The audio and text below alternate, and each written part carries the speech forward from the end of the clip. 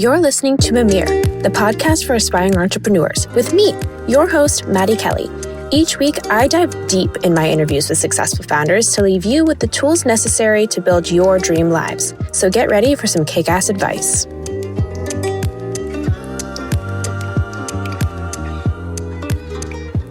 Hey guys, welcome back to Mimir. In this episode, I'm sitting down with Stacey Speranza, co-founder and host of the Business Casual podcast. I was so excited to plan this episode with Stacey because I haven't had the opportunity to really connect at this level with another podcast host, especially one as seasoned as Stacey. So this episode was slightly selfishly motivated, but don't worry. I promise that this episode is also packed full of great nuggets for you guys too. She and I are obviously pulling the curtain back on the entire podcasting process. So everything from getting guests to developing your personality as a host to getting picked up by podcast networks. Overall, this conversation is so much fun. And when I say conversation, I mean it. Like so many of the interviews that I do are truly just interviews, but this conversation feels really different since Stacey and I are peers and we're connecting over that. So I truly just had such a blast chatting with her and editing this episode. Also, if you're just joining the podcast for the first time, this is a great episode to start with. You'll get to learn a little about me as the host while also getting some tangible takeaways. So whether you're looking to start your own podcast one day, simply curious about the behind the scenes of podcasting, or if you're just like here for the vibes, this is going to be a great episode for you. As you'll hear Stacey call out in the middle of the episode, the theme of today is that nothing happens overnight. As business owners, as podcasters, and like with networking in general, you're playing the long game. And this is truly a fascinating topic since both of us are Gen Z, and one thing our generation really struggles with is overcoming the need for instant gratification. I think many of us give up goals early because we don't see immediate results. But for those who recognize the value in playing the long game, you will be rewarded. It takes work and it is a mindset shift, but Stacey is taking you guys through all of that. I truly believe one of her superpowers is networking. So Stacey is breaking down how she has the confidence to put herself out there and tips to help you guys build that same level. You guys are truly in for a treat. We are laughing, we are giving hot tips, and at the end of the episode, we are spilling some tea. So I hope you guys enjoy this episode as much as I do. And without further ado, let's welcome Stacey to the podcast. Thank you. How's it going? Good. What's it like being on the other side? You know, it is so fun. I feel like there's no pressure for me. I don't have any notes ready. I can just like enjoy, chit chat away. Not that there's pressure when I record, but you're obviously thinking of so many things. Now It's like stress free. Gets to just come and chat. My favorite thing. Yeah. Do you normally prepare notes? I'm so curious about this because like I feel like my process is so different from other people's. Yeah, I definitely do prepare notes. I think that especially depending on the guest, I love to just have a really good base of like other podcasts they've been on. Like I always try and listen. If they've done any interviews recently, I try and read up on them. So I definitely have a lot of notes. And I definitely have like a way I want the conversation to go. Not necessarily like questions like I need to ask them. I have like guiding things that I want to talk about, like topics that I hope come up. But I try and like kind of have some sort of flow of like, okay, where I want to start, where I want to have like the middle chunk, and then how I want to end it. But I still try and keep it very conversational as well. Like I really try not to like limit the guests, try and like let the conversation flow naturally. But I do typically have some notes just to make sure that I really like maximize the episode and get everything out of it. I also tend to ramble on and I can get very off track. I feel like the notes just help me also just like stay the course. Yeah, I know. I think that's a good point, especially like the research ahead of time, I feel like is great. And like it is, I mean, there is like, I don't know, it's such a hard thing because I feel like for me, I'm the type of person where like if I prepare, I tend to over prepare and then I'm overthinking it.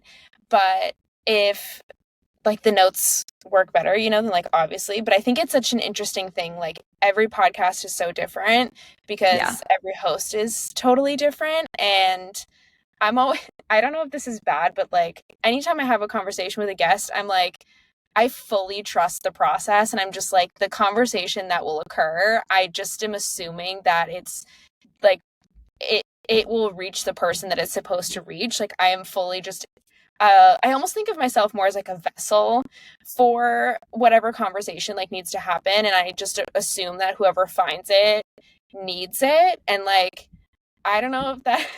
No, it makes total sense. No, I like completely agree with you. And I think that like I also definitely try not to over prepare. I think there's a fine line too, right? And it really depends on the guest. Like I think there are certain guests, like certain personalities that just like are so great at like letting things flow. I think also sometimes people when they put a mic in front of them, they get kind of like stiff. So I feel like sometimes just like having a little bit more, and it definitely does come from the host. And I feel like also as I've grown as a podcaster, I've gotten my own, hosting personality and I've like developed that. But I think if I look back to the beginning of the podcast, I was definitely over preparing and like so in my head about what the conversation was. But yeah, definitely it's a natural conversation that makes it more fun for the listener too. I always put myself in the listeners. Like if I was listening right now, would I keep listening? Or like would this intrigue me? So it's definitely natural is always better. No, that makes a lot of sense. And like, I want to talk about all these things. I want to talk about your host personality, like how you've developed that. Honestly, like when we talked off air, I was like, this is kind of a low key selfish episode for me because I'm so excited to talk to another podcaster and like hear your experience, swap stories. But I feel like before we jump into that, we should probably give a little bit of background into you, how you started the podcast, what it's all about, like give the readers the cliff notes of like how everything happened. All right, let's do it. Did I just say readers? You did say readers. It's okay.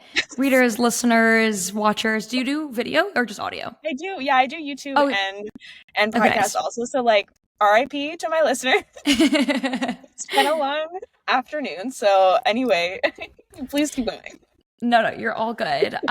We're going back to 2020 here. We're going back to May 2020. I was in university when COVID hit, or college for all the American listeners. And so it was my first year. And so COVID hit in March. I was kicked out of my dorm, sent back home.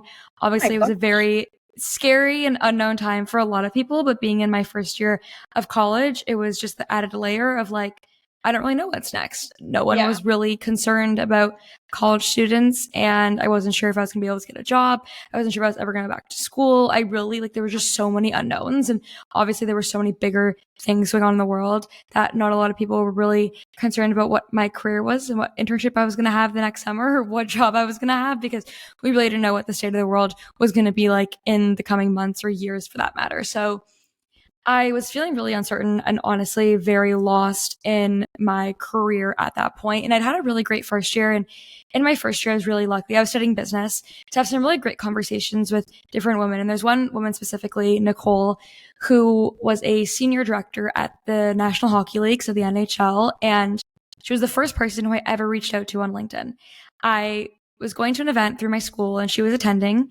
And I remember looking at her LinkedIn profile and I was like, this sounds like the dream job. Like she has she worked something to do with like Golf Canada. She worked in the US for a little bit with like college sports. She came back to Canada. She was working for the NHL. And I was like, this just sounds so cool. I am not even wasn't even exploring sports at the time, but I just was really fascinated by her. So I remember connecting with her on LinkedIn. I, again, didn't have a LinkedIn profile properly set up. I'd never connected with someone before, but I sent her a message and I was like, hi, I'm Stacey. I go to U of T, University of Toronto. I'm attending this event that you're speaking at. Like, I'd love to just connect with you. And to my surprise, she accepted and was like, oh, that's so great. Like, let me know if you're free next week for lunch. And so I had reached out, like just connecting on LinkedIn, but she took it as like connecting in real life. Obviously pre-COVID, a lot of coffee chats happened in person. And so again, I'm like 2 months into university. I've never been on a coffee chat. I've never had any formal interview experience, like really was a fresh newbie into the business and corporate world. And she was so lovely. She invited me to the offices. I got to have lunch with her and just chat. And it was really my first taste of like, I wasn't interviewing her, but it felt like an interview. And I had like questions prepared on like a notebook and I was so nervous. And so fast forward now, COVID hits, and I was reflecting back on my first year of university, and I realized that I had so many conversations like that one with Nicole that I kind of wish I had recorded and could have listened back to. And I had a lot of friends at the time asking me, like, how are you meeting with these women? Like, how are you having these coffee chats? Like, I don't know how to navigate that. I don't have a LinkedIn profile. And so I was kind of giving like just help and advice to friends of things that I'd learned. But I was like, oh, it's too bad I can't just like record this and post it somewhere. And then kind of around the same time, I had a meeting with a career advisor, and I was kind of just sharing my anxieties about my career and how I wasn't sure what I was going to do.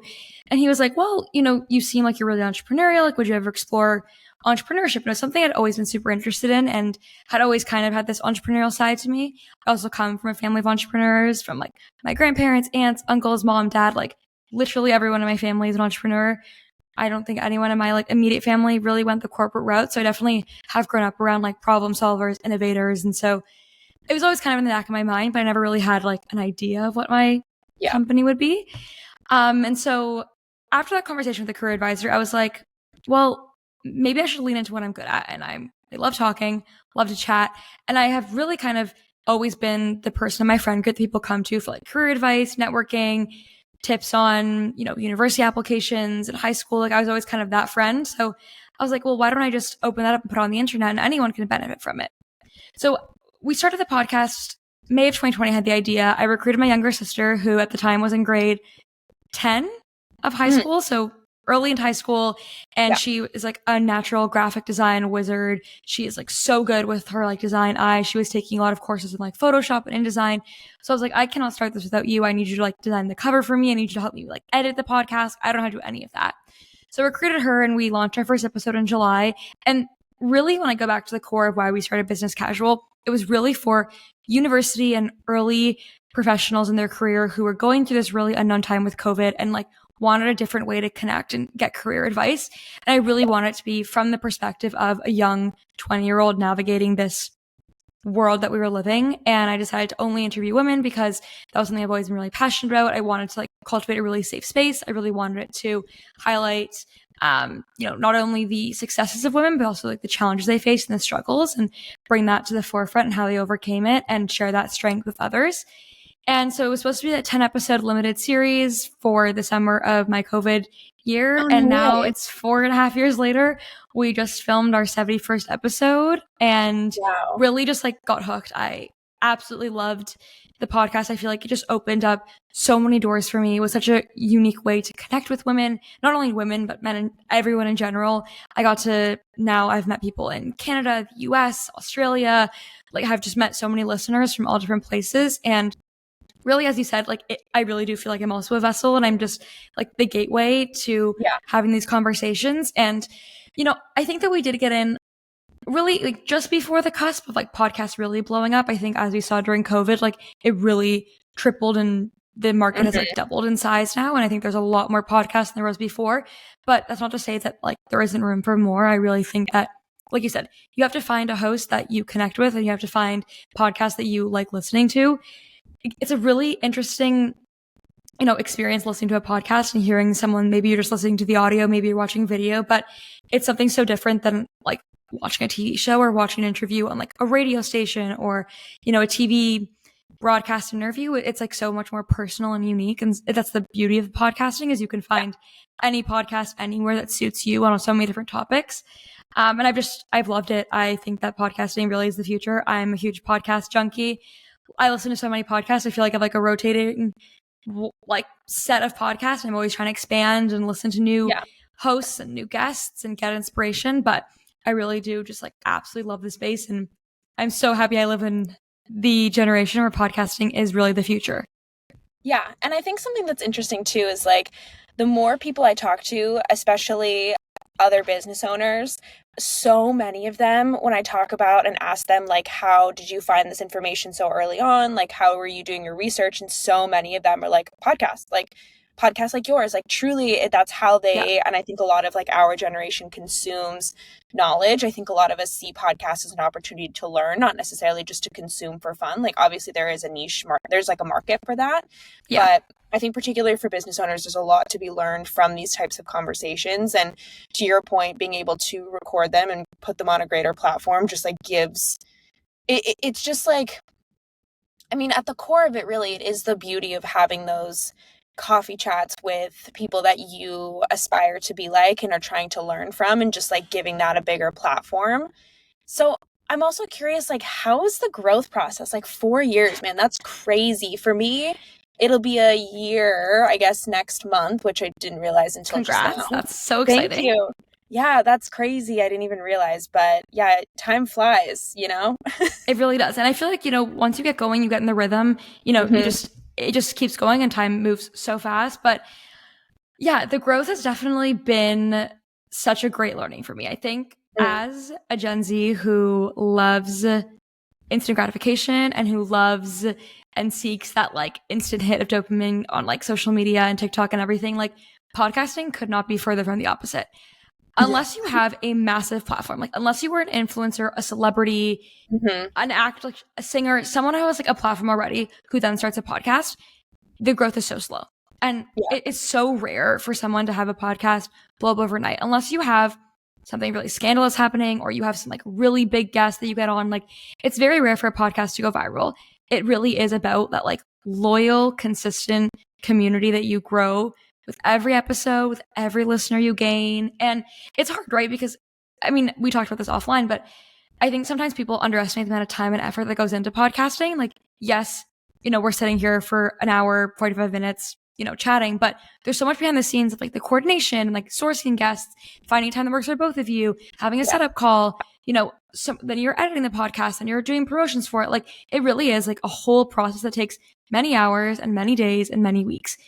Then take that, you're uploading every single week, or I upload bi-weekly, doing that twice a month, doing that once a month, like however often you post on your podcast, like it is a lot of time you're dedicating. So it sucks sometimes when you have an episode you've worked so hard on and you're like, oh, like I wish more people could listen to it. But I think it's really taught me to flip that narrative and really see it as like, I remember at the beginning, like some of my episodes have like 14 listens. And like that's just the reality. Like that's just how many people listen to it. But 14 people in real life, like that is half of a restaurant. That is like a really big table at a restaurant. That is more than my car can hold. Like when you put it into perspective, that many people sitting down and listening to you talk for an hour is so incredible. And that is like such an accomplishment in itself. Increase it a little bit more. Let's say 100 people are listening. Now you filled up a whole movie theater. Now you're like, oh my gosh, imagine my face on a movie theater and every single person in that theater is watching me.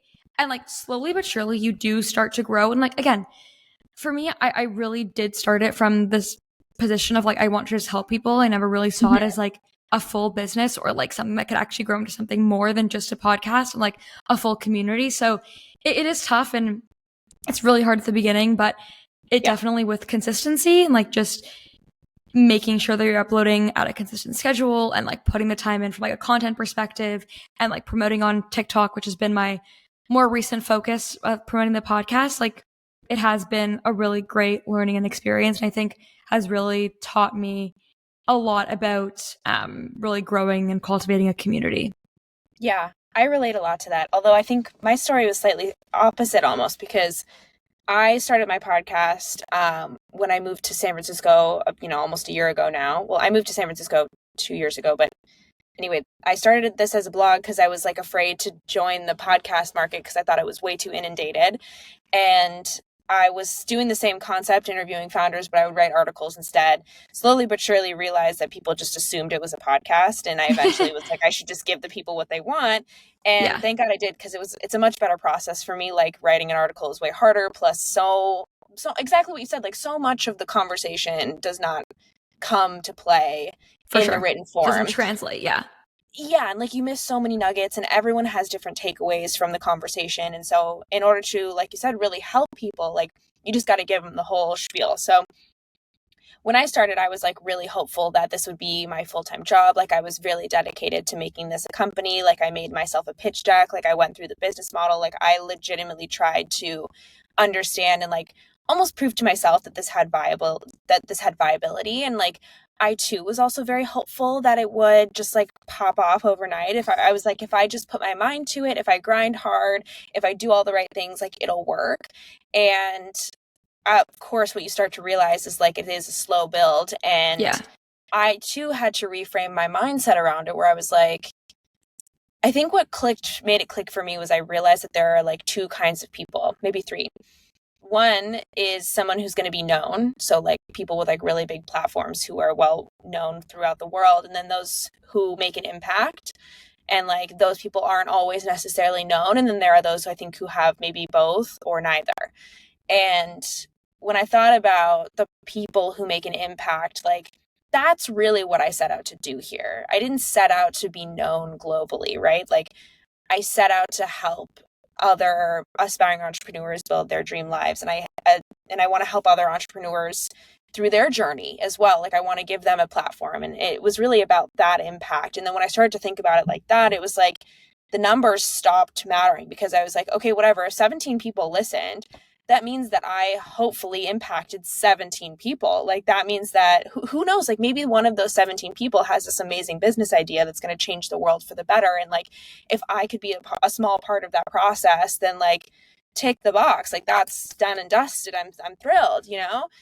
But it did take some time to realize like what this was about. And I think a lot of business owners relate to this, where it's like you have to almost understand that your ego can't play a part in this, and like it really has to come from your heart. And I think that's also why like it's easy for us to be consistent, right? Like it's something we love to do, and it's fun, and like that makes it easier. But also it's coming from a place of love and a place of like we want to help other people, and like that makes it easy to be consistent.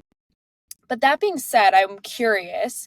The question that I get asked all the time is like, how do you find guests? Like I somehow magically always have a consistent influx of guests, and it's something I'm genuinely so grateful for. Like maybe it means I'm doing something right, but I know that this has not been everyone's experience. So, you know, do you have any tips for people? Like how do you find guests consistently? Yeah, it's such a good question. And I think that like over the 4.5 years, like will be 5 years this upcoming July, like there's been a flux. Like there's been times where like all of a sudden I have like so many requests in my inbox. I feel like, you know, I've got like guests lined up for months on end. And there's times where I'm like scrounging.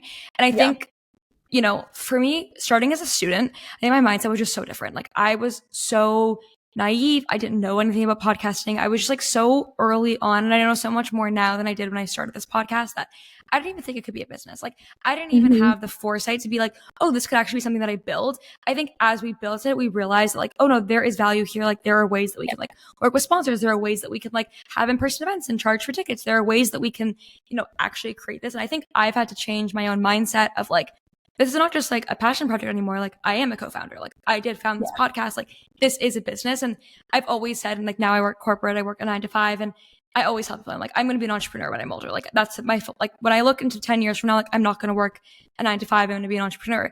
And I'm like, I am one right now. I just like need to do a better job of like really owning that mindset. This is kind of jumping back to what you were saying before, but I just think that like that mindset shift has also been like tough for me to wrap my head around. But going back to the guest question, it's been like a really weird mix of like people reaching out, asking me to be on their podcast, having guests on that then connect me with other people in their network, friends and family connecting me with people in their network, you know, people on Instagram being like, oh, this person would be great, you should have them on. But honestly, at the bread and butter, LinkedIn cold DMing has been my saving grace.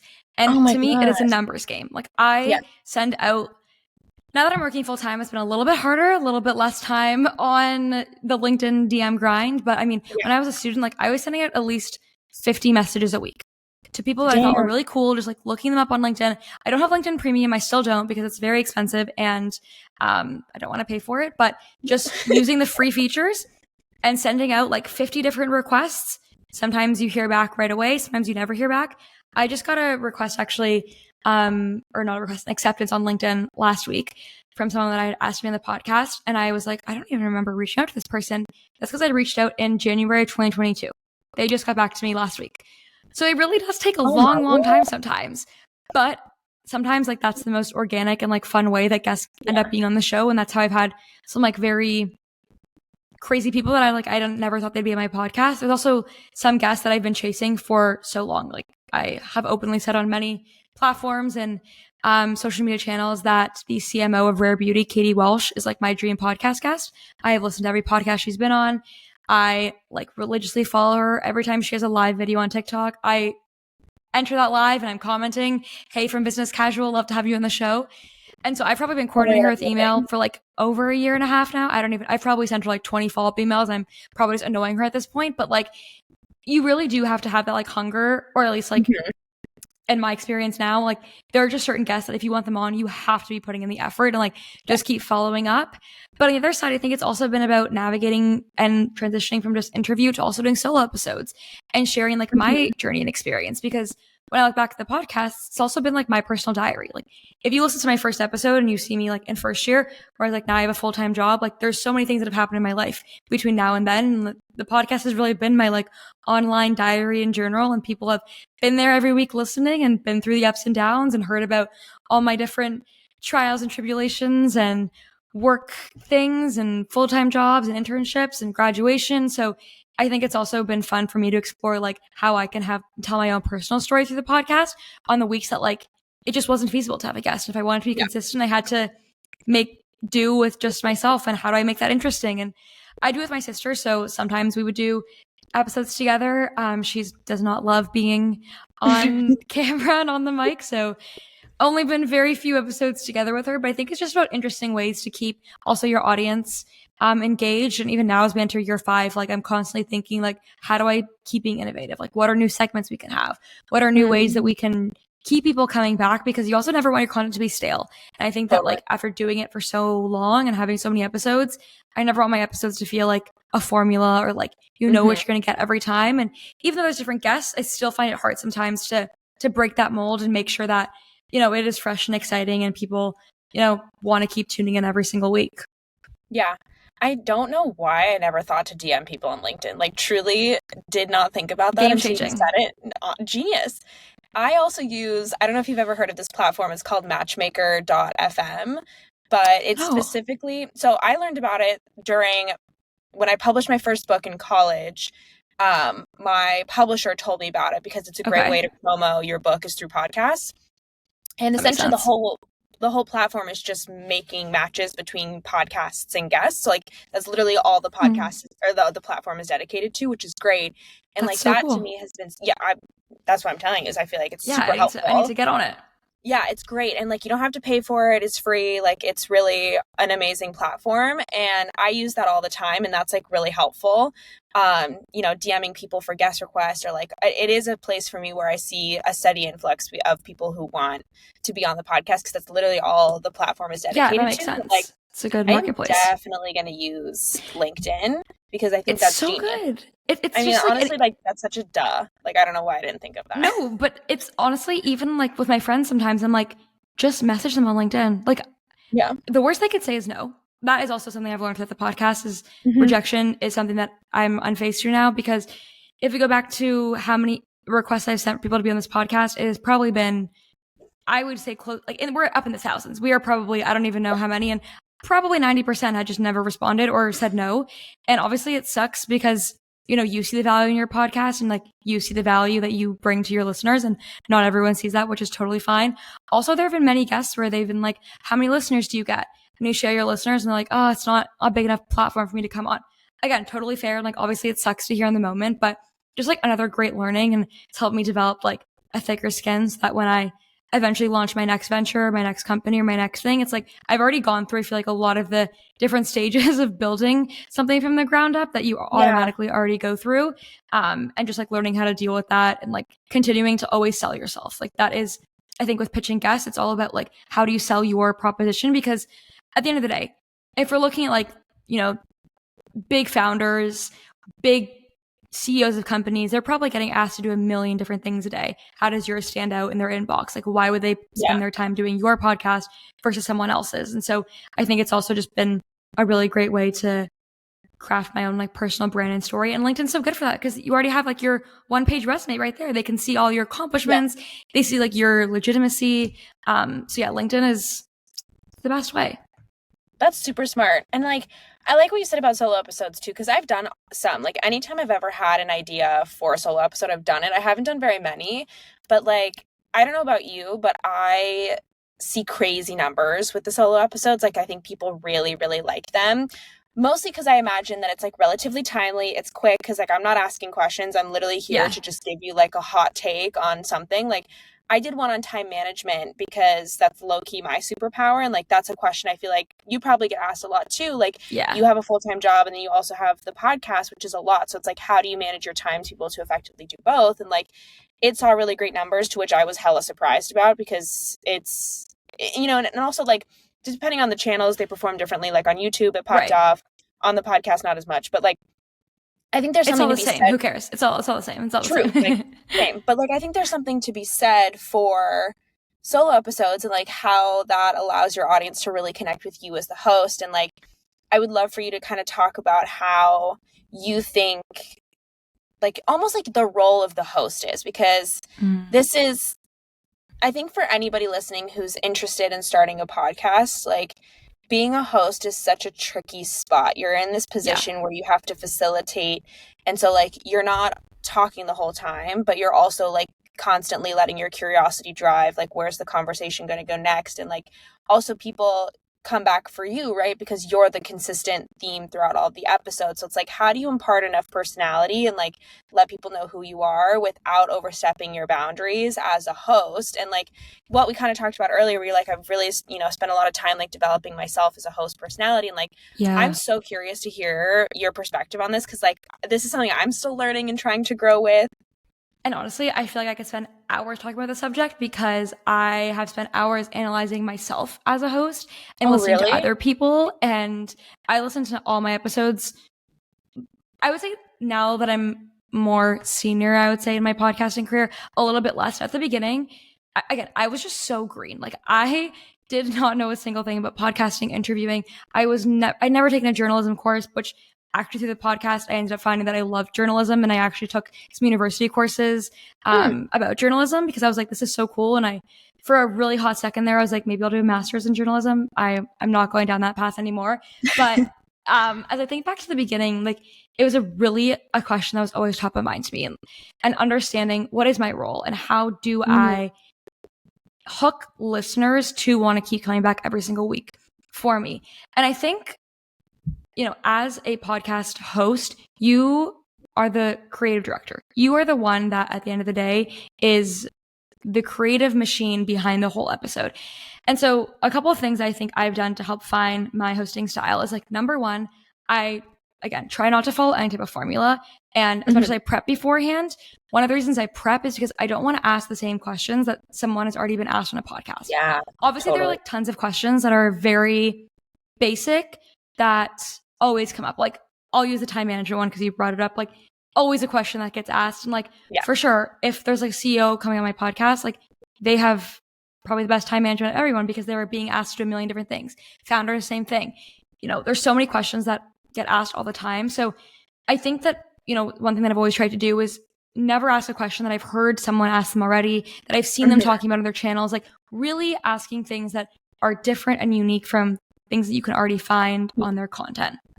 I think the other thing is like really encouraging my guests to also be part of the conversation. So one thing I do when I have guests on the show is I always ask them like, please ask me questions back. Please tell stories. Please interject. Like I think it really is about creating a safe space for your guest, because if you as a host can create a safe space and really make the guest feel like it's just a conversation and not a recorded podcast and not an interview, then you're doing something right, because that's when you get the really authentic and organic conversations. And I think, it really is also about like being self-aware as a host. Like there is no one really giving you feedback, and every single guest is going to have a different experience on your show.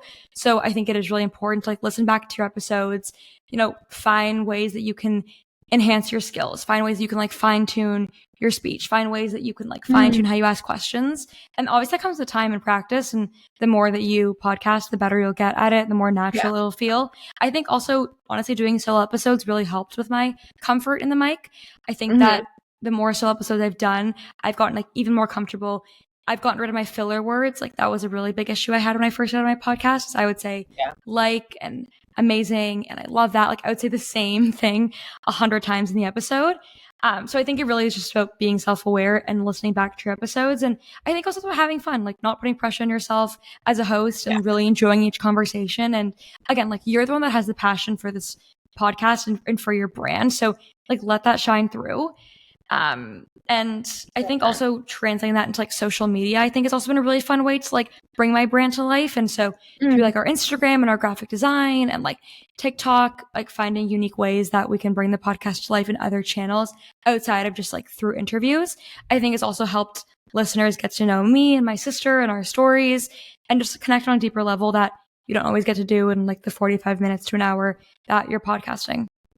Yeah, that's That's really great advice. And I think a lot of CEOs listening can benefit from this advice, because thinking about, like, if you're pitching, for example, like, record yourself, watch it back. And 100%. honestly, obviously I listen to the episodes because I have to edit them. And like the idea of then going back and listening to them again, like on Apple Podcasts or something like that, makes me feel super cringe, because I'm hella nervous to listen, because of course I'm going to have feedback for myself. And like, there's something to be said about being self-aware. I talk about this a lot with other entrepreneurs as well, because I think there's something about the fact that you will never grow beyond your level of ability to grow in yourself. Like, you are the core and the foundation, and in order for your business to grow, you have to be willing to grow alongside of it. And with that comes a requirement of self-awareness. If you are not self-aware, you will not be able to identify areas of opportunity. And like, kind of almost like what we talked about earlier, you have to really remove the ego in order to be able to actively be able to have those kinds of frank, honest conversations with yourself about where you can improve. And I think that's testament to how you've been able to keep it going and keep it consistent and to grow for so long, especially like thinking about starting as a college student. If I had been your age, like, I do not know if I would be able to do that, because there's so many other things during that time of your life that are calling to you. And like, maybe COVID helped with that, because, you guys didn't have the same college experience that the rest of us did, but like, I still think that there's something to be said for your consistency and like your passion and your drive. Like, it's very tangible, and it's so, so amazing. Like, honestly, I'm excited to be where you are in 3 years. Like, that's thrilling. And you're so kind. And no, I think that it is true from like the self-awareness piece. Like, I just want to jump in because I have a thought here. Like, there's obviously always times where, like, I'm sure you've had episodes where you're like, oh my gosh, that was such a good episode. Like, you just, and maybe you feel it after every episode, but like, there are definitely ones you're like, that one was the one. Like, you just come out of it, you're like, I know. If you go back to that one and you listen to an Apple podcast, and it is so cringe at the beginning, and I took a long time to overcome listening to it, and even still sometimes I get a little weirded out, but now I'm like so over hearing my own voice, it just seems normal to me. But like, those ones, it's like, there's definitely things that you might have done or maybe subconsciously did that now you're like, okay, I'm going to bring that into the next one. Even like pitches, like there's obviously pitches that go much better than other ones. And you're like, if you could record that and go back to it, it's like, okay, what were like the few little things that I did in that one that maybe like I didn't know I was even doing, but it worked really well. Now I'm going to replicate that. If you do that often enough, like that is how you're going to grow. And again, obviously not every episode is going to be amazing. There's going to be times where you slip up, or there's going to be just episodes that like, it was a great guest. I loved the conversation, but like, it just didn't hit with my audience, and that's okay. Yeah. Like, that's just how you learn and grow. But definitely, yeah, listening back it's tough, and it sucks in the moment, because it's just, no one likes to hear their own voice on recording, but it really does, I think, pay dividends in the end. Yeah. A little bit at the beginning, or even when other people play it around me, I'm like, oh no, I can't listen to it. But I think also I'd love to talk about what I think is kind of like your superpower, which is this like networking ability. Hearing you talk about how the podcast even got started, like who you are to your friends, like you're such an awesome career girly. Like, you have hustle and you have drive. And like, I think a lot of people struggle with networking, and for you, it comes so naturally. And I would imagine it's kind of just because, like, I don't know, is it because you just are so comfortable like shooting your shot, or is it because you're like, where does that come from? Yeah, it's a really good question. And I think that a lot of people in my life have always asked me that, or even at work, people are like, where does this come from? I think it definitely is one, I've just always been that person to just put myself out there. I am super extroverted, and I am very grateful. And like, I know like deep to my core that there are people out there who like, it does not come naturally. And I definitely empathize with them, and I feel for you, because I'm so grateful that it comes very easy to me. But that doesn't mean that I also don't get anxious sometimes. Like, it is intimidating for anyone to walk into an in-person event and you don't know anyone, and you're kind of like have a drink in your hand, you're walking around and you're like, okay, every single person's in a conversation. I feel awkward interrupting. I don't know what to do. I don't want to look at my phone because then I look disinterested. Like, everyone has been there, and like even the most extroverted people have been in those situations. For sure. Listen, I think when it comes to networking, like, one, I always go back to my tried and true, my favorite saying is, what is the worst that can happen? And anytime I'm in a situation where I'm shooting my shot, I'm putting myself out there, I'm like raising my hand, I'm speaking in front of a bunch of people, I'm like, what's the worst that can happen? I talk to this person, it's kind of awkward, there's no spark, there's no connection, they don't care what I'm doing, I move on. That person's gonna talk to 100 other people tonight, they're not gonna remember. The best case scenario is like, that is an amazing connection. That person sets me up with all these people. We have a great relationship. Like the opportunities are endless. They could open a million doors for me. Like who knows? They could be my next boss. Like you never know where it could go. And so I think for networking, like it really is always having like a very open mind and like thinking about all the amazing things that can come from it.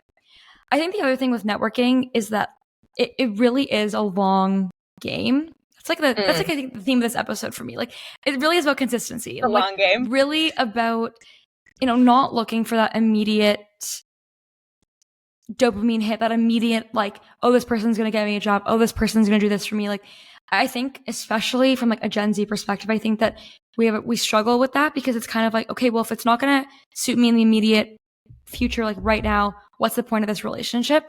But it really is about building that like long-term platform, but like building your brand, building your network for like, not right now, but for 10 years from now. And maybe it will pay out 10 months from now, a month from now, 2 months from now, but like maybe it won't pay out for like 5-6 years. And so I think that like what a lot of people struggle with is like, okay, I go to this event. I met a couple people, but like, it's not helping me. I'm still doing my job. It's like, okay, yes, but like now you know that person and now you can start building a relationship. You can start slowly by slowly, brick by brick, putting together like, okay, now you met them, commenting. I am such a LinkedIn fan. Commenting on people's LinkedIn is like such a secret super weapon because a lot of people don't like and comment, interact on LinkedIn. They just kind of like congratulate on milestones and like never post on the platform. But like, that's such a great way to like constantly be on someone's mind. Your name is now popping up on their screen. Your name is now coming up on their notifications. You're in subconsciously in the back of their mind. And like, this is how you slowly build that relationship. And then maybe you meet them at a networking event and then 6 months down the road, you see an article that relates to their industry. Send them a message, be like, hey, saw this, thought of you. Easy as can be. Like, it's just about the small actions, I think, that people really underestimate that really actually do go a long way and that will actually help you with networking. And again, like start small. I always tell my friends and family, I'm like, start small. Start with like your immediate company. I have been in my company for like a year and a bit now, and like every single week, but like at least once a month, I try and have a coffee chat with someone, whether it's on my team, in the US, cross functioning, like start within your own company. Okay, company, you got that, great. Now let's go on LinkedIn and let's find like your friends' companies. Maybe they can set you up with someone. Like start really like localized and small, like slowly as you get more comfortable and more, again, like it's all about practice.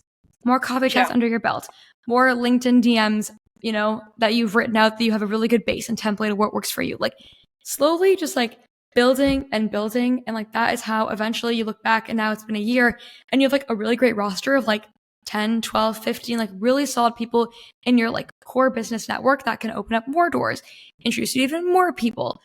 So now I don't even remember, I've gone off a tangent. I don't remember what your initial question was, but networking is such a personal thing, right? Like you have to figure out what works for you. But my like biggest advice is just like the worst that people can say is no.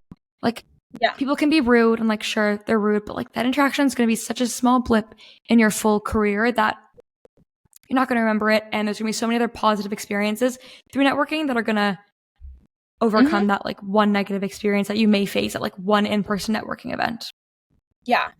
And I think this is such a great point because so much of building a business is a long game. It is a culmination of small steps taken every frickin' day. It is not like one big thing that's going to move the needle for your business. And like, it is such a practice for entrepreneurialism to focus on the small, slow, long game, because that's what it is. Like most companies, especially startups, don't see an ROI for like at least 5 to 10 years, and like most companies, especially like most entrepreneurial ventures, like aren't making money at the beginning. And like, that can be really demoralizing. And you're like, well, what the hell am I doing if I'm not generating revenue? And it's like, no, like, we have to go back to the beginning, just focus on consistency building. And I love that networking is the same. And I also think, to add to your advice, because I think that's excellent advice, I would almost encourage people even to start, like if this is for somebody who's hella introverted, my also recommendation would be like practice doing things by yourself. I think that's really helped me personally in gaining confidence and putting myself out there. Like I wouldn't necessarily call myself an extrovert. I think other people might disagree, but like personally for me, it's an active practice to go to a networking event and like talk to random people, because I have absolutely been in that situation where I walked into a room full of other people who are already talking to other people, and you're like, I don't know where to start.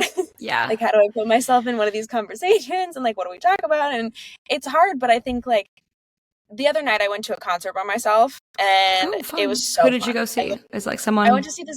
It's like this kind of like instrumental band. They're called Arc Okay. de Soleil, Okay, fun. and it was such. It's not like a big name. I'm actually also going to another solo concert on Friday. I'm going to see Maggie Rogers, which I'm super Oh, excited about. I've been nice. a fan Nice. forever.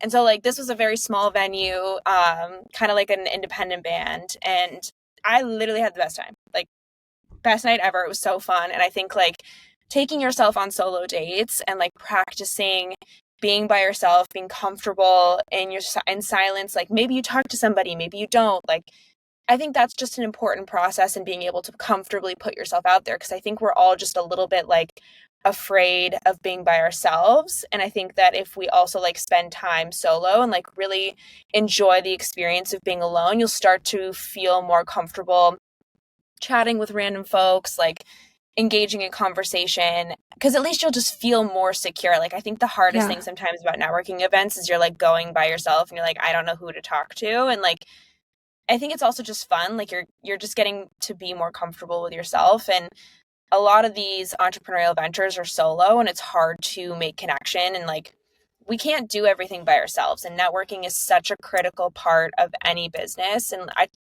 I think like especially for founders, and it's part of the reason why I wanted to talk to you, is because networking is so key. Like, what I'm learning as a co-founder is like so much of the early days is just conversations. You're talking to people about your Yeah. product, you're talking to people about what you're doing, you're getting feedback, you're just practicing talking about the business. And like, that is truly, I think, 99% of your work in the very early days. And so networking is the only way to survive in those early stages of the business. And like, if you're not comfortable networking, you have to get over it, and you have to push past that in order to succeed.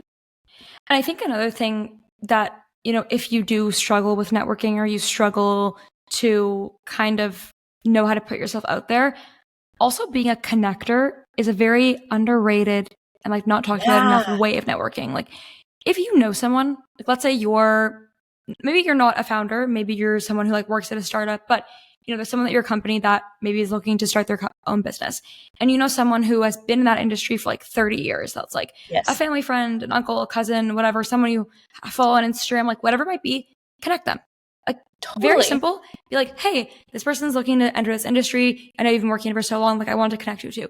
That is actually more powerful than any networking, because now you're not only building trust, and like you're building, what's the word I'm looking for? Like, they're going to be grateful, like show gratitude to you for like connecting those people. But Yes. now it's like you're also involved in their connection. And like when they think about their network and the relationship, you're always going to be a part of that. And so I think that also like a way to always give back in networking is also to figure out ways that you can connect people, and like ways that like you can find synergies with like your friend groups, and network is also like a very underrated way that you can network kind of like in the background while still like multiplying your cloud of people in your circle. No, So I wait, also that's want to add that. genius. Because I think about this as like, for me, I always want to be a girl's girl. I'm the type Yes. that like, it's low lift but high impact. Like, you see a girl in an outfit that you Great like, and you analogy. tell her like that makes her feel so good. Like, that changes her day. Like, and it's low lift for me. Like, I simply liked what you were wearing and I just said it.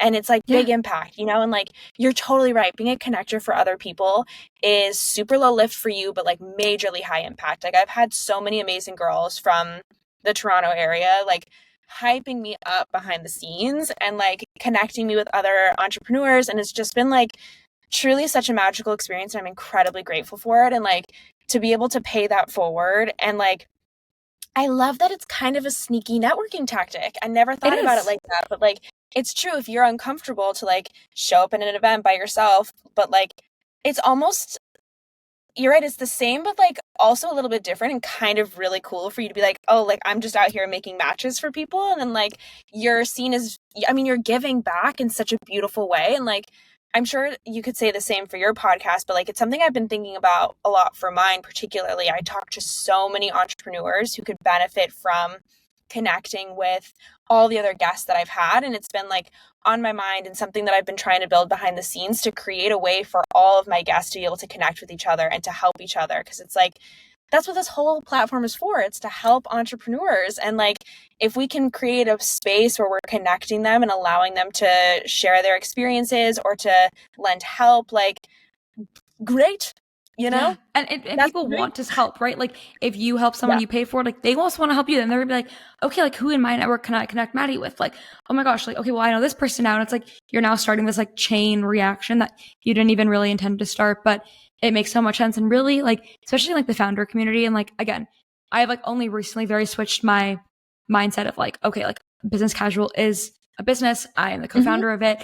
And like, as I think about, you know, wanting to do something full-time, like entrepreneurial, the community is very small. I mean, I'm in Toronto, so like maybe it's the Toronto community that's small, as you've very recently found out, Maddie. But like, it really is like a small community. And so, you know, once you start connecting and like being a connector, like you really also just like, again, multiply your own network and you realize how small, especially like in the founder space, like things are. And you never know who's going to open up a door for you down the road. Again, like long game, you never know how that's going to pay out for you down the road. Yeah. Okay, well, I know we're running short on time, but I do have one more question that I'm dying to ask you. Like, okay, as a podcaster, when I started this, the dream was to be like picked up by a network. Like was how you know that like you made it. Yes. And I would love to get your perspective on this because now that like I've been in the game for almost a year, I'm sort of trying to be like, do I want to hand myself over to a network? Like, what are the cost benefits? Like, is it worth it? Is it really the dream? Like, or, you know, can we be like you and like, can we make it on our own? And you know what? It is definitely something that every podcaster thinks about. When I started, I had gone to LA, I think, maybe like a year into my podcast, and I like wrote a letter to Dear Media and I like dropped it off at their offices. Like Dear Media was really going to pick up, but that was the dream. And like, it still is to this day. Like Dear Media is like, that is who, you know, started the whole podcast empire. And we think about podcasting, like they are like, you know, the godfathers of the podcast industry. Literally. And so like, they obviously were always the dream, and same thing. Like but it's my dream. So we were approached, I think about 2 years into our podcast, by a network in Toronto. It was a new network they were starting up. There was a guy who has been like his family business, has been an entrepreneur his whole life, and he had his own podcast as well. And basically they were starting this podcast network, and he was working with like a pretty sizable Toronto influencer, who was going to be joining, who also had her own podcast that's kind of joining him to like manage this new arm of their business, like the podcast network. I was like, this is so cool. Like I have photos and I get memories every year of like 4 years ago today, of when my sister and I like had the first meeting, and we're like, oh my God, this is so cool. Like they want us to be on their podcast network. And again, it was a new network. So I will say like in Canada, very different from the US, like everything's a lot smaller here, like not as much opportunity. There's not as much, you know, there's not many podcast filming studios, not many networks here. Like it is a much, much smaller community. So it wasn't like that atypical for like this to be a brand new network that like didn't exist and was like starting from the ground up. But it seemed so exciting. They were like talking about having a launch party and how, you know, they have both had a ton of experience in the podcasting world, and there's going to be sponsorships and helping with editing and like basically like being a full network. So obviously very exciting. Again, did not know many people in the podcasting industry still at this point, was fairly new still.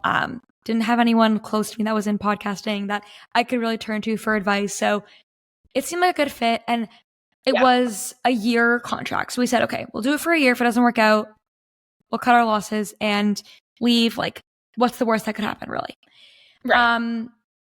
And so it was going well. We got set up with a editor, Claire, who is still with us to this day. She is amazing. Like, literally the sweetest person ever, and like became our podcast producer. And I remember the first time meeting her and I thought, I've made it. Like, I have a podcast producer. That's it. Like, internships, goodbye. Full-time job, goodbye. Like, I'm doing business casual for the rest of my life. That's it. That's my full-time job. And so things were okay. Like, it was kind of a quiet network. We had like a group chat with all the other founders, or all the other podcast hosts and founders. And honestly, I made some like really great friends that I'm still friends with to this day, who also had shows on the network. But it really like, I felt like it was a little bit, they sold us the sky, and we were getting like nowhere close to the sky and stars. We were like very far from that. We were maybe like the sky's up here. We were maybe like down here. Like Street no level. launch party was ever discussed. They were like, oh, we're gonna do a photo shoot for you guys. And we're like, okay, great. Like, yeah, we need photos. Yeah. Never happened. We ended up paying ourselves to like get a photographer into our basement. And we like turned our basement into a little studio for the day. And we took photos, but like it was not through the network. It was just through us. But you know, it was like so exciting. They had like a whole network on Apple Podcasts. We had like little logo. We had like an intro on our show. Like it did feel legit in some ways, and then other ways like wasn't really too legit. We never really had like calls all together. There wasn't a ton of like synergies with like the other podcast hosts. Like I felt like I was still doing like a ton of the work. Our podcast producer, Claire, amazing. She edited all of our shows, but again, wasn't too much movement. I would say maybe like 3 or 4 months in is when we got our first sponsorship deal, and we're like, okay, this is crazy. And I remember thinking like, I didn't sleep for like so many nights because I was like, is this the right thing to do? Like, I'm having an ad on my show for the first time. Like, I want it to resonate with my guests, and I didn't want it to be like a random partner that didn't make sense for my show. And they're both food partners because the guy who started the network, his family business was in like the food CPG sector. So, it was 2 brands, and I was like, okay, you know what? Like, it didn't make a ton of sense from like a business perspective. Like, I didn't really get the alignment, but like it was very Gen Z brands. They were doing really well. They're very relevant brands. Like, okay, great. Worked with them again. Like I'm still in university at this point. I'm like living at home. It's like still COVID. So a lot of my like friends and family and like my social media network, like everyone was like very much really like on the business casual wave. Like everyone was following it. Like it was still like pretty new and exciting. We knew about the podcast. We made like a big announcement on our Instagram and our LinkedIn's. And so we announced our sponsorships. Like my family and friends, like they were so supportive. So many people bought through our links, and they're both commission-based podcast ads. So like we had so many friends and family sending us pictures with the product. We were doing like extra Instagram like posts about it. We were like, my sister was making graphics for it. We were like new sponsor. Like we really treated it as if we had just gotten like $1 million deal on our show. But again, because like that's what it meant to us at the time. Yeah, of course. A couple of months goes by, and you know, we had like some trackers, and I'd kind of reached out a few times being like, hey, just want to like check in and see how our ads are going. Like, do you have any feedback or like, you know, and the girl who we worked with on the network, like she was amazing. I still keep in touch with her. Like she was kind of just more supporting. She was hired on by the guy who started it. And she was like, yeah, I haven't really heard back from the guy yet. Like, I'll keep you updated. Okay, like a week goes by, 2 weeks goes by. I'm like, okay, hey, like it's been a few months now. Like I just want to see where we're at. They're like, oh, you've made no sales. I was like, I'm like, so actually that's false because like I literally bought the product myself. So I know at least for sure there's one. My dad had bought like a bunch of the products to, like send to his office. Like I knew we had sales. Like, my boyfriend had bought like we definitely had sales. And I was like, oh, like that's really weird. Like, do you mind like double checking our link? Like I know for sure you've had some sales. And they're like, yeah, sorry, like nothing has come through. And at this point, I'm like, all right, something here is like really fishy. And then all of a sudden, like radio silence just happened from the network. Like, oh no. The guy just like stopped answering. I was getting so many follow-up messages, like just like dead silence. I'm talking to other people on the show, and they're like, yeah, nothing's happening. One of the girls had already left the network at this point. She was like, this is BS. Like, I'm done. I'm leaving. She like took her podcast off of it. So obviously now it's like this really exciting thing has kind of been tainted, and you're like, oh, okay, not as like fun and exciting as like it was before. Yeah. And so we basically like he reached out, I think like one more time. I was basically like, yeah, we're really sorry, the network's shutting down. Like it's been great to work with you, but yeah, it was like over text too. It was like so informal. So never saw a single penny from those first 2 sponsorship deals. Again, do I think we made like $10,000? No, but like we definitely had some revenue that had come in from both of those ads, like from friends and family and like listeners that like really were there from day one and wanted to support us on this big, exciting milestone on the podcast. So obviously it was like really shitty, and it was definitely a really hard pill to swallow. And you kind of were like, okay, one, I feel like I've wasted a year with like maybe other opportunities that could have come up that we didn't really pursue. And like, you know, it just was like a really shitty way to like end the whole experience. And obviously we didn't get paid for our first 2 deals. So it wasn't great, but we were able to stay with Claire, our editor. She was great. And then she actually ended up introducing us to another podcast network. And so I was very reserved about it. I was like, I'm not really interested. I don't really want it, but he was really nice. It wasn't really a business network. It was based out of Denver, Colorado, and they were a hospitality network. But we ended up signing with them again for a year and continued working with Claire. Like everything was going great. And then this past summer, we decided to just walk away from them just because it just didn't make sense. It didn't have synergies with like our brand. As we continue to grow, just like felt really disconnected to be with this like hospitality podcast network when like we're nothing to do with hospitality. But Claire's been amazing, still with us now. And so there's been like pros and cons from both of it.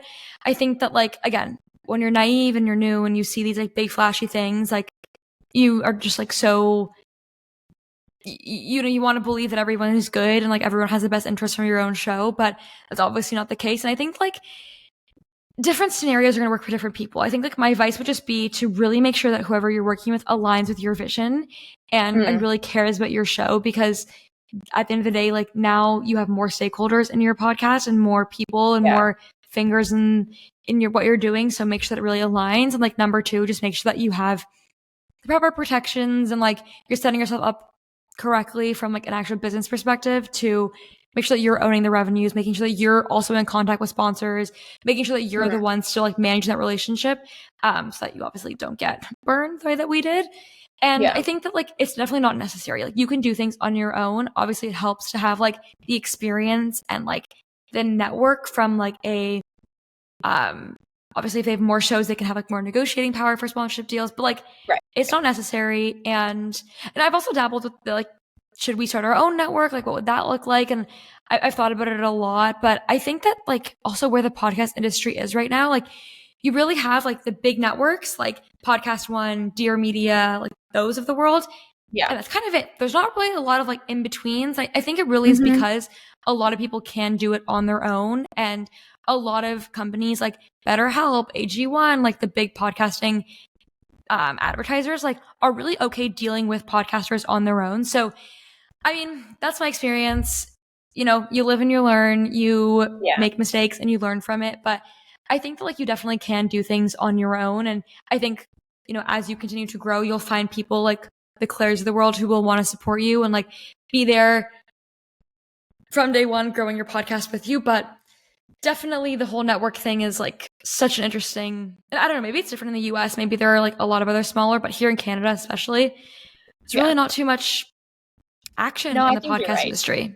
Yeah, I think you're right. I think we have one called like Podcast Nation that's like I think right under Dear I've heard of them. Yeah. But I think they have like Gals on the Go, I want to say. Yeah. Another girl that I've talked to, she's a part of their podcast network also, but I think that just works better for her because she's also a full-time content creator. Like she's also a full-time business owner. So for her, I think like having that extra help is critical. Whereas like I think for us, like this is what we do, you know? And so it's a little bit different for us. But I think it also depends on, sorry. No, you go.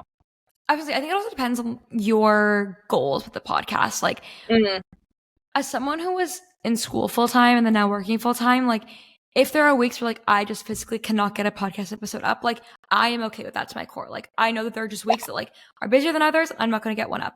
One of the girls who I'd met through our podcast network originally, she moved to another network and like her network was so intense about like you had to hit your numbers every month and you had to have your episodes out. And like it was just really, really strict. And like when I looked at a network, I'm like that I don't want to do that. That's not that sucks the fun out of it for me. And like I want to be an entrepreneur because I want to like have freedom and like creative freedom to do what I want and make my own decisions. Like I don't really want to have like this like someone from the top down like micromanaging my podcast and tell me what to do. So I think it's also like finding out what you want from your show and, you know, finding the people that are gonna be on that same wavelength with you and support you, because not every network is the same. And like obviously network has to make money too, right? Everyone is a business at the end of the day. So they want to make sure you're hitting your numbers. But I think if it's not your full-time job and it's not like what you're making all your money off of, it's really hard to have that same level of, you know, not even commitment, but just that same pressure almost on your show.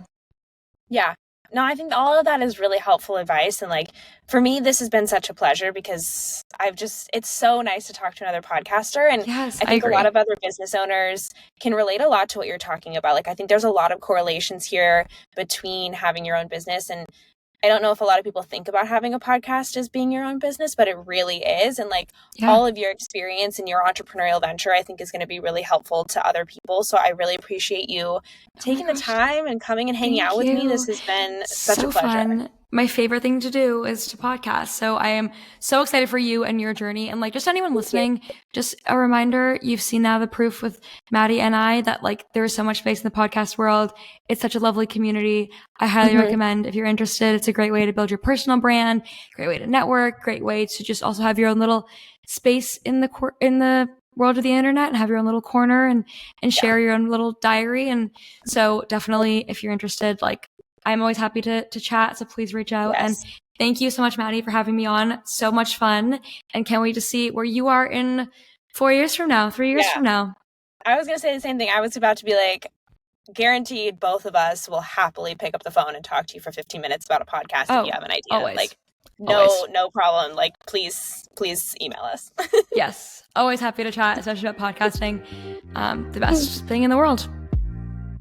Thank you guys so much for listening. All the links to connect with Stacey are in the show notes. And I want to hear from you guys. If you're enjoying the podcast, if you have guest recommendations, if you have solo episode topic recommendations, please let me know in the reviews. Hit that 5-star rating if you're feeling up to it. They really help so much to help other people find the podcast. If you want more from me and Mimir, follow me on social media at Hi Maddie Kelly, or check out my YouTube channel under Maddie Kelly if you want to watch the podcast and stay up to date with my life. You can also head to my website, mimir.ink, for my contact info, partnership opportunities, and key takeaways on all of the episodes. I will see you guys next week.